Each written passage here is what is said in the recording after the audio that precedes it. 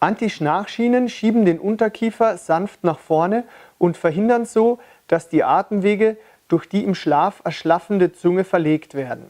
Mit dem C-Quiet-Set erhalten Sie gleich 2 hochwertige Schnarchschienen aus medizinischem Kunststoff.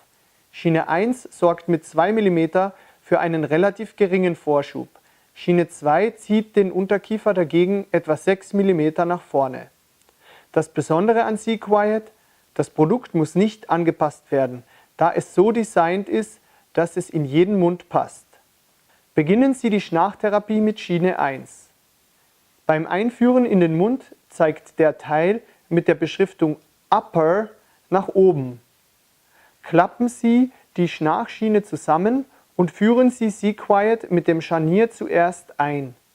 Die Zahnreihen von Ober- und Unterkiefer sollten in der Führungsschiene des Ober- und Unterteils des Mundstücks aufliegen.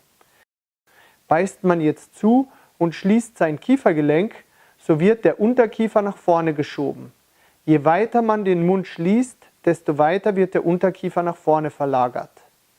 Wenn die Schnarchgeräusche mit Schiene 1 beseitigt werden können, benutzen Sie diese Schiene auch weiterhin. Wenn die Schnarchgeräusche auch nach 3 Nächten weiter vorkommen, benutzen Sie Schiene 2. Durch sie wird der Unterkiefer etwas stärker vorgeschoben als mit Schiene 1. Spülen Sie C-Quiet vor und nach jeder Benutzung mit kaltem Wasser ab. Trocknen Sie die Schiene ab und bewahren Sie sie in der mitgelieferten Box auf.